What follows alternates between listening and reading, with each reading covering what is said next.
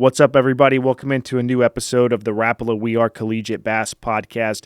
Previous two episodes, we've been talking to first and second place for the 23-24 Bass Pro Shop School of the Year presented by Abu Garcia. Today, we're talking with third place Carson-Newman University. Finished the season there in third for back-to-back years. 36,220 points accumulated on the season. Our guests are going to be Blake Wheat, Riley Faulkner, Szymon Piton, and Dylan May. Blake, first question coming your way real quick. Back-to-back seasons, best finishes in program history of third place for Carson-Newman. Talk a little bit about this past year and being able to achieve that. Maybe not quite what you're hoping for, as y'all probably wanted to do better than last season, but to tie that program best finish of third, definitely a strong accomplishment for the team. For sure. It was really a season of up and downs. We had a lot of good tournaments, but we had a couple that really kind of shot ourselves in the foot with. But still, to maintain that third, it was really just a fun season, and we're looking for better next year, of course. Riley, next question coming your way. Going to be a junior this upcoming year, so each of the two seasons you've been in school so far there with Carson-Newman, been a part of two of the best finishes, like we mentioned, in program history, third place at 23, and again here at 24. Talk a little bit about coming out of high school, starting your college career, and being able to be a part of what so far amounts for history in the Carson-Newman bass fishing team in these two finishes the last 2 years. It's been unreal. We got a great group of guys. I'd consider them the best there is. But we had a couple bad tournaments here and there. It's really hurt us the last couple of years. But this year, we're gonna, try to not have those bad tournaments and stay as good as we can.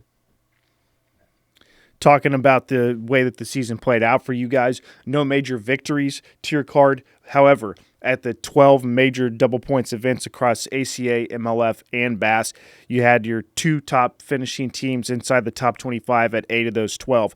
That's a very strong percentage right there, and that's what amounts to success across an entire season for the Bass Pro Shop School of the Year presented by Abu Garcia. We'll start to kind of work our way through the year here. Let's talk with Szymon. Szymon, real quick, man, just kind of talk about how the season got off to a start. We're going to talk to Dylan next. The Bass Pro Shop's Big Bass Bash presented by Berkeley was a big event for you guys. It seemed like every time I turned around, one of your teammates was coming up, and every time we were handing out prizes at the end of the day, there was a Carson-Newman angler coming every couple inside the top 10 of each session.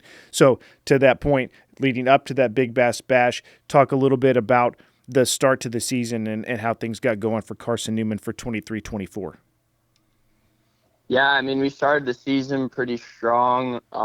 We got a pretty small team, so all of us are pretty close, and we all work together. And I thought we worked super well together to start the season off. And then, as everyone else is saying, it got kind of dicey as the year went on. We kind of had some bad tournaments. But I'm hoping this year that we could start the year off strong again and hopefully do well in the points to start the year. Dylan, we'll bring you in next. Man, you got things kicked off really strong there at Kentucky Lake in Paris, Tennessee for the Bass Pro Shop's Big Bass Bash presented by Berkeley. Kind of talk about that week a little bit. 2 fish inside of the top 10 for you, earning valuable points for the team and getting the ball rolling on the season. Kind of talk about that first event for yourself and the team as a whole to be able to have that success and earn valuable points. As I'll get to in a minute, the team earned over 3,000 points at every ACA double points event throughout the season, starting there at Kentucky Lake. Oh yeah, Kyle. I mean, it was a good week. Everybody kind of was fishing offshore, trying to get that one big bite, and me and my partner, we were just up there fishing shallow, not just trying to kind of catch a couple good ones here and there, and we ended up catching 2 over 5 that week, and put us in the top 10, and that was very huge to start off the week with having 2 in the top 10. We go to Lake Darnell in the AFCO Collegiate Bass Open next. Had some strong showings there. I know I handed out prizes in Bass Pro Shop School of the Year presented by Abu Garcia, point plaques to some of your teammates. And then we moved on down to the Hartwell Slam and had another good showing there. So as we kind of got to that middle part of the season, we'll bring in Blake here next. What kind of transpired as the schedule sort of played into y'all's favor a little bit. One of the trails, I believe it was Bass, came close to home for y'all. Some of the other lakes were Hartwell was on the schedule once or twice for us, and also for the MLF, I believe. So able to fish your strengths a little bit, maybe areas where the anglers were more comfortable, probably with the exclusion of traveling to Florida in January. So talk about that middle part of the season and how it set up for y'all to, I believe, at one point.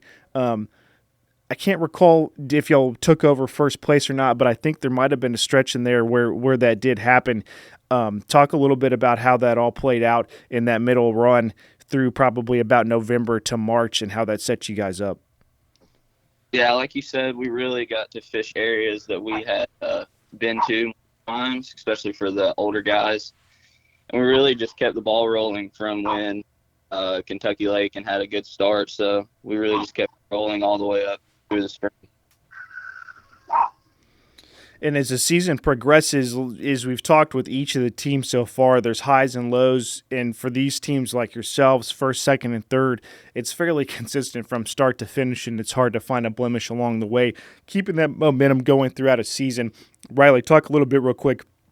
You hit on it in your initial response, talking about the team and the makeup and what's built together. How does that help sustain a 12-month race like the Bass Pro Shop School of the Year presented by Abu Garcia for Carson-Newman to have success every step of the way over those basically 365 days?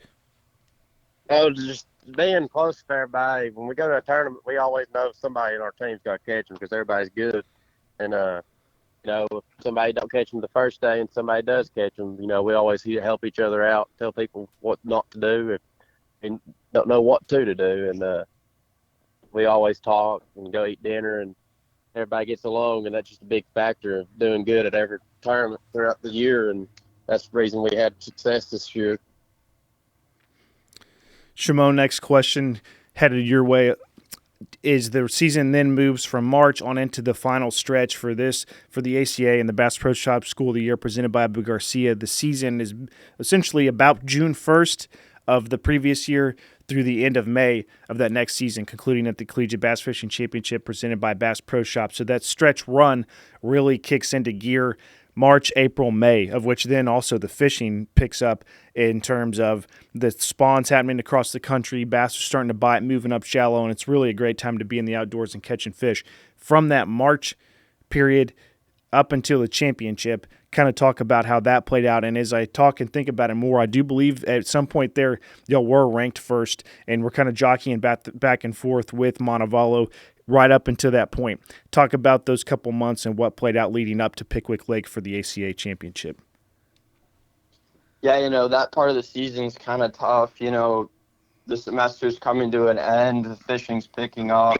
There's usually a bunch of tournaments towards the end of the season. And I thought we had some good events leading up to Pickwick, but then I also thought we struggled at some. Like an example would be Table Rock. We just completely missed the ball there. But yeah, that time of year is kind of the semester's wrapping up and people are fishing a lot. So it's good to just stay in that positive mindset and make sure that we finish out the season strong. Leading up to that Collegiate Bass Fishing Championship presented by Bass Pro Shops, Carson-Newman qualified, I believe it was 12 or 13 teams, the most of any team in school coming there to compete. And something that Szymon was kind of touching on there, and Dylan, I'll let you build upon this as I ask my question.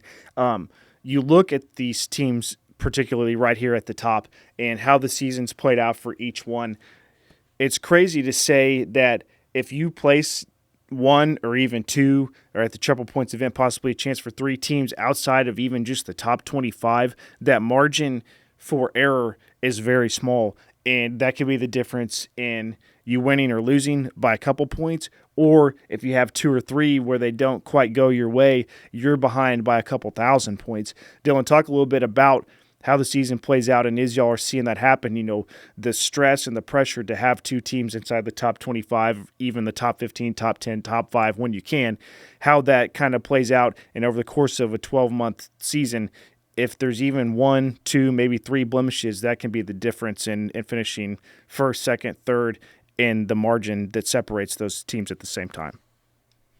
Yeah, I mean, it's definitely stressful. when we go to these tournaments, we got a lot of stress on us with school, practicing long days and stuff like that. But I mean, at the end of the day, a tournament's a tournament. We try to keep our mindset just focused on our each individual team, and like Riley said, there's going to be at least one person that catches them because our team's that good. I mean, so you just got to kind of hope and just hope everyone catches them in that one tournament. But I mean, it's definitely stressful in ways. I would say, as we go to each event, everybody's calm. Nobody's really like stressed out or anything. So I'd say we do pretty good at that. And our coach Hunter, he really tries to keep us calm. Talk about different things, not really talk about the tournament necessarily as much. And he, tries to just keep us calm down on each tournament. Let's talk a little bit more about the team as we're visiting here with Carson-Newman University. Finished the year ranked third in the Bass Pro Shop School of the Year presented by Abu Garcia. The guests and teammates here joining us today are Blake, Riley, Szymon, and Dylan. Blake, this question will be for you. Let's just talk in general terms about the team. Who is Carson-Newman University? Coach Hunter Sales, fished there back in college, has helped get this thing going and has really taken it in the right direction here over the last couple of years. As like I mentioned several times so far, back-to-back seasons, Carson-Newman has attained the highest ever end of the year ranking for that team as third place last year and this season. So real quick, tell us about the school, where you're located, and just some general information about the team. Yeah, we're located in Jefferson City, Tennessee. It's right next to Cherokee and Douglas. Really, as a team, we are all tight. We hang out.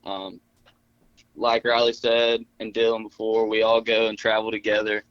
We have dinner together. We have meetings. We just talk about the season, everything upcoming. And Hunter really just does a good job of keeping us all together. And really it really feels like a family up there once you get in there and really start to hang out with all the guys and just get to know everyone. Riley, for you, let's kind of talk about that now. Going from high school to college, tell me a little bit about your story. Maybe there was a recruiting process, maybe there wasn't, kind of how you progressed from where you were to coming to Carson-Newman, and kind of finish by answering, why is it that you chose Carson-Newman in the end? Growing up, I grew up about an hour from Jefferson City, so I fished Douglas and Cherokee my whole life. And, I had offers from different colleges. Being close to home was the biggest thing for me. And then once you get up to Carson-Newman, you never want to leave. It's a great place, good fishing, team's good, everybody gets along, small town. It's just like the place I grew up, and made some good buddies, and it's a special place. It means a lot. And that goes to Carson, one of the best colleges you can go to. Yeah, it's awesome to see how your college experience or college choice can kind of shape you maybe for the rest of your life. Myself, going to school at the University of Arkansas, every other day here at the office, I've got the logo on something that I'm wearing, and I've still got friends and people that were in our wedding that I met at school. And those couple years, 18 to 22, 23, really shapes who you are, and it's a very interesting time in these anglers' lives as students and fishermen and women out on the water for sure. Szymon, next question for you. Now that you've made that choice, you are at Carson-Newman University entering your junior year this upcoming season. What has the experience been like? And, is it kind of talk a little bit about the past 2 to 3 years in your time there at school and how everything's played out? Yeah, the last 3 years have been great. I've met a lot of good buddies, met a lot of good people that fish. I've learned a ton. Obviously, I'm from Chicago, so the whole style of fishing is completely different in East Tennessee. I've learned a bunch, and I feel like that's super valuable, kind of like how Riley was saying. He didn't want to be too far away from home, but in my case, I thought in order for me to develop in the fishing world, I kind of felt like I had to leave and learn a new style of fishing.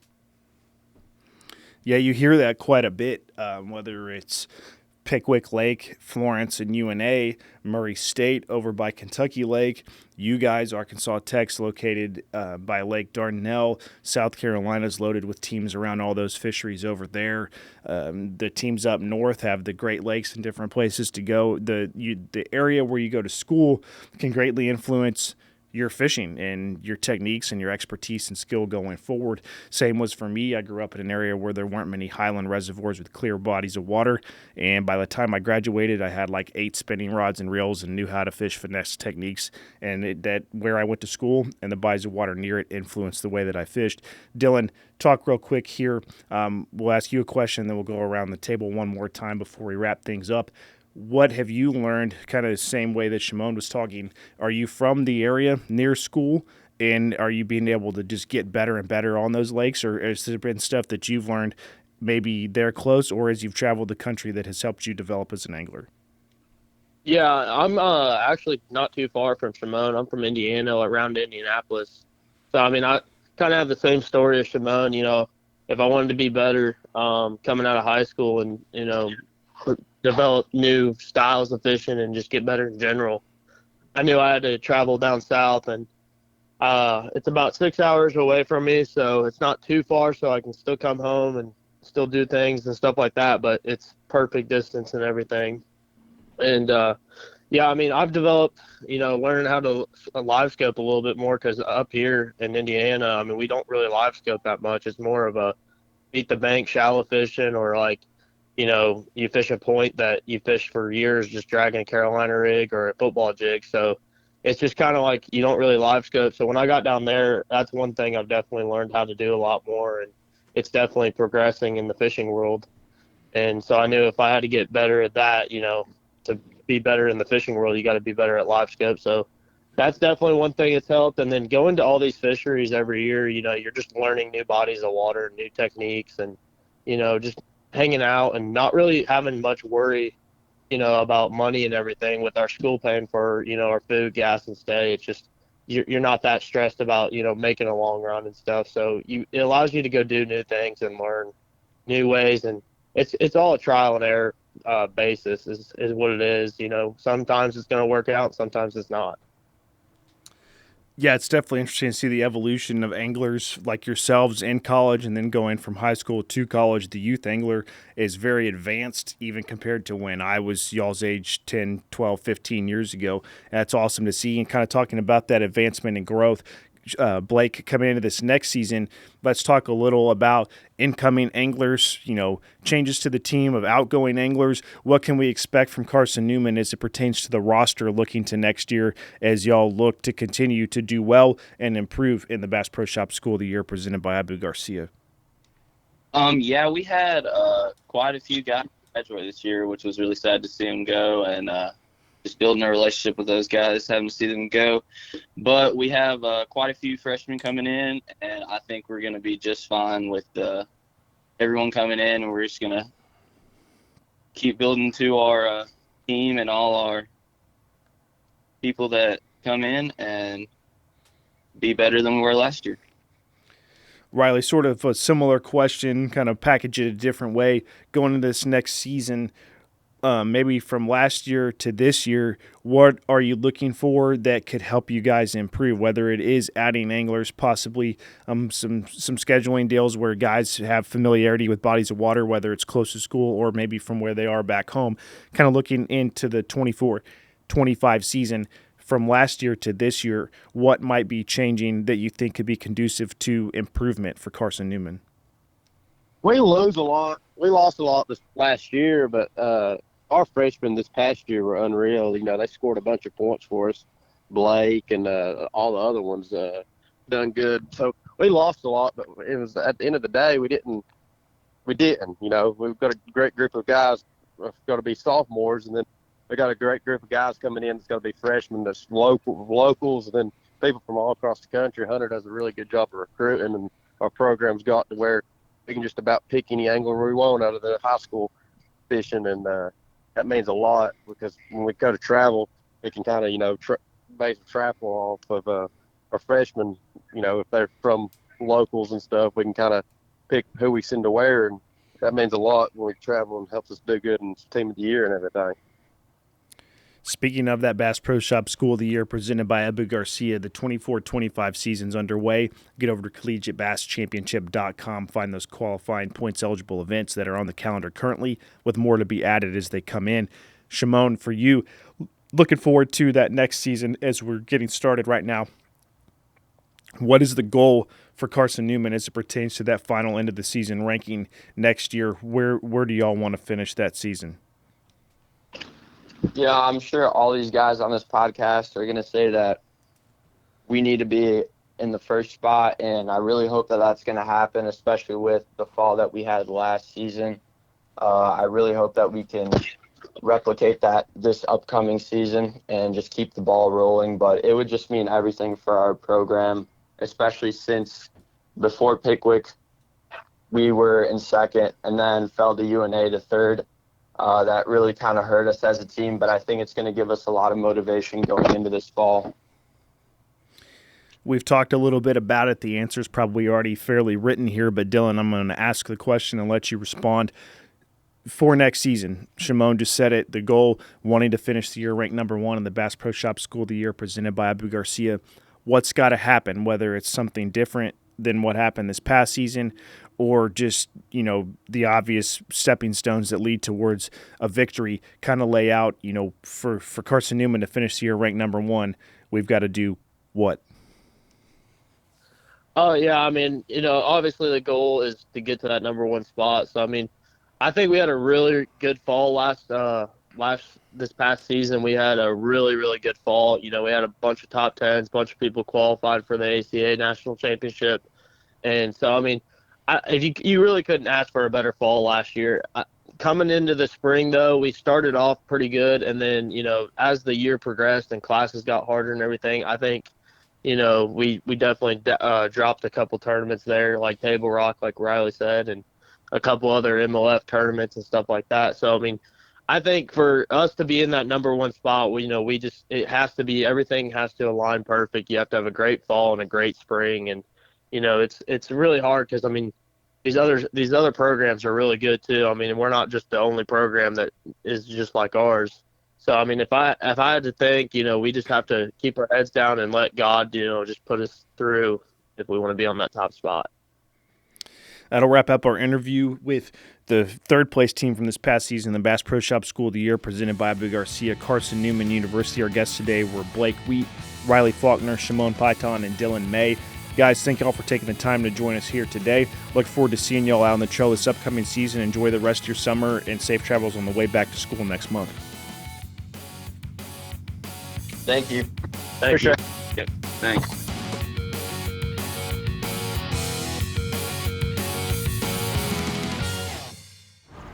Welcome to Minnow King. How can I help you? Everything looks good. I'm friggin' starving, man. Been spawning all morning. Ugh, TMI, bro.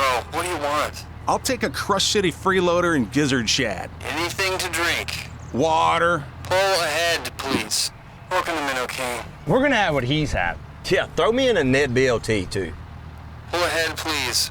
Calm down. Quit feeding him so much. Hey, man, I'm trying to, man. If you If you overfeed him, he's gonna hide under a log.